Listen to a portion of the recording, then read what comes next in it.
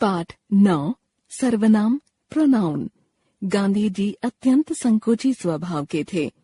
किसी से मिलने जाने पर भी जहाँ 5-7 मनुष्यों की मंडली बैठी होती, गांधी जी बिल्कुल मौन हो जाते।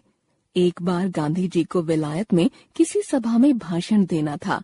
गांधी जी ने भाषण लिखकर तैयार तो कर लिया, परंतु गांधी जी जब भाषण पढ़ने के लिए तैयार हुए तो गांधी जी के हाथ पैर कांपने लगे। परिणाम स्वरूप गांधी जी भाषण नहीं पढ़ सके। गांधी जी का लिखा हुआ वह भाषण आखिरकार मजूमदार ने पढ़कर सुनाया। उपर्युक्त गद्यांश को ध्यान से पढ़िए। इसमें कोई भी अशुद्धि नहीं है। व्याकरण की दृष्टि से यह बिल्कुल शुद्ध है, लेकिन फिर भी यह गद्यांश सहज प्रतीत नहीं होता। अब इस गद्यांश को पुनः पढ़िए। गांधी जी अत्यंत संकोची स्वभाव के थे। किसी से मिलने जाने पर भी जहाँ 5-7 मनुष्यों की मंडली बैठी होती, वे बिल्कुल मौन हो जाते। एक बार उन्हें विलायत में किसी सभा में भाषण देना था। उन्होंने भाषण लिखकर तैयार तो कर लिया, परंतु वे जब उसे पढ़ने के लिए तैयार हुए तो उनके हाथ पैर कांपने लगे। परिणाम स्वरूप वे भाषण नहीं पढ़ सके। उनका लिखा हुआ वह भाषण आखिरकार मजूमदार ने पढ़कर सुनाया।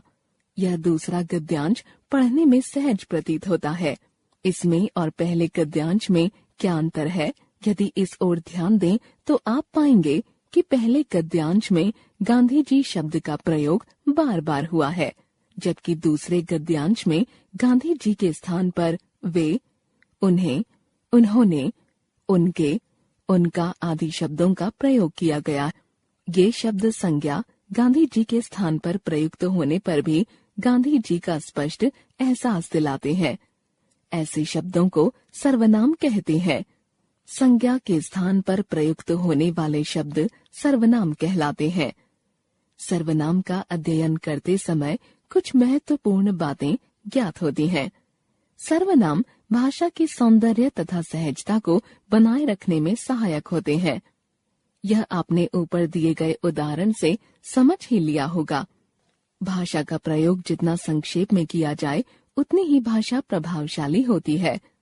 संज्ञा शब्द बहुधा बड़े, लंबे तथा क्लिष्ट होते हैं। इनके स्थान पर सर्वनाम शब्दों का प्रयोग करके यह समस्या हल हो जाती है। जैसे भगत सिंह एक महान देशभक्त थे। भगत सिंह ने देश के लिए अपने प्राणों की आहुति दे दी।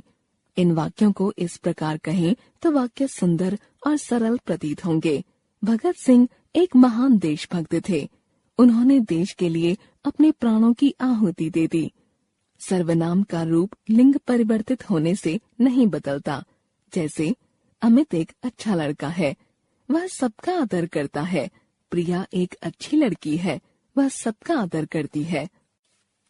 सर्वनाम शब्दों का प्रयोग करते समय यह ध्यान रखना चाहिए कि मैं, तू, तुम तथा हम सर्वनामों का अशुद्ध प्रयोग न किया जाए। प्रायः इन सर्वनामों के साथ को परसर्ग का प्रयोग करते समय मुझको, तेरे को, तुमको, हमको का प्रयोग किया जाता है, जो गलत है। इनके स्थान पर मुझे, तुझे, तुम्हें तथा हमें का प्रयोग किया जाना चाहिए। वचन और कारक के कारण सर्वनाम शब्दों के रूप में परिवर्तन होता है। जैसे कुणाल क्रिकेट खेल रहा है, वह बल्लेबाजी कर रहा है। अतुल, राहुल, अमन आदि भी क्रिकेट खेल रहे हैं। वे क्षेत्र रक्षण कर रहे हैं। सीमा को बर्गर बहुत पसंद है, उसको बर्गर लाकर दो। नीलिमा को मिठाइयाँ पसंद है, उसने हलवाई की दुकान से रसगुल्ले खरीदे। सर्वनाम के भेद, काइंड्स ऑफ प्रोनाउन। नृत्य की कक्षा में एक नई लड़की के आ जाने से नीता परेशान सी थी। उसने अपनी सहेली नेहा से कहा, यह नई लड़की कौन है? यह कहाँ से आई है? किसी अमीर परिवार की लगती है। खुद ही किसी से बात नहीं करती। जब से यह आई है, नृत्य शिक्षिका ने मेरी ओर ध्यान देना ही छोड़ दिया। तुम्हें उसके विषय में कुछ पता है? मैडम इन दिनों केवल इसी के ऊपर ध्यान दे रही हैं।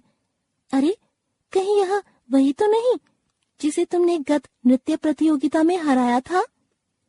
उपर्युक्त लिखे गए गद्यांश में रंगीन छपे सर्वनाम शब्दों के विषय में निम्नलिखित बातें ज्ञात होती हैं। रंगीन शब्द किसके लिए प्रयुक्त हुआ है? कौन? प्रश्नवाचक। नई लड़की।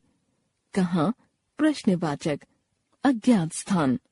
खुद नई लड़की के लिए। यह अन्य व्यक्ति नई लड़की। तुम्हें श्रोता नेहा। कुछ कोई भी जानकारी। यह अन्य व्यक्ति के लिए नई लड़की। किसी अज्ञात नई लड़की का परिवार। किसी से अज्ञात कोई भी व्यक्ति। मेरी नीता। उसके अन्य व्यक्ति नई लड़की। इसी निश्चय नई लड़की। वही जिसे अन्य व्यक्ति के लिए संबंध स्थापित करते हुए। उपर्युक्त वर्णन के आधार पर स्पष्ट होता है कि सर्वनाम शब्द का प्रयोग अनेक रूपों में हुआ है। इस आधार पर सर्वनाम के निम्नलिखित भेद किए जा सकते हैं। पुरुषवाचक सर्वनाम, निश्चयवाचक सर्वनाम, अनिश्चयवाचक सर्वनाम, संबंधवाचक सर्वनाम, प्रश्नवाचक सर्वनाम, निजवाचक सर्वनाम। पुरुषवाचक सर्वनाम, पर्सनल प्रोनाउन। अरुण ने प्रधानाचार्य को अपना और अपनी बहन अर्पिता का परिचय देते हुए कहा, सर, मैं अरुण हूँ और यह मेरी बहन अर्पिता है। हम दोनों इस विद्यालय के नए छात्र हैं। आप हमें आशीर्वाद दीजिए कि हम मन लगाकर पढ़ाई कर सकें। ऊपर लिखे वाक्यों में अरुण ने अपने लिए मैं, अपनी बहन अर्पिता के लिए यह तथा प्रधानाचार्य के लिए आप शब्द का प्रयोग किया। ये सभी सर्वनाम शब्द व्यक्तियों के नामों के स्थान पर प्रयोग किए गए हैं, जिनमें एक वक्ता है, एक श्रोता है और एक अन्य है, जिसके विषय में बात की गई है। वक्ता, श्रोता और अन्य संज्ञा शब्दों के लिए जिन सर्वनामों का प्रयोग किया जाता है, उन्हें पुरुषवाचक सर्वनाम कहते हैं।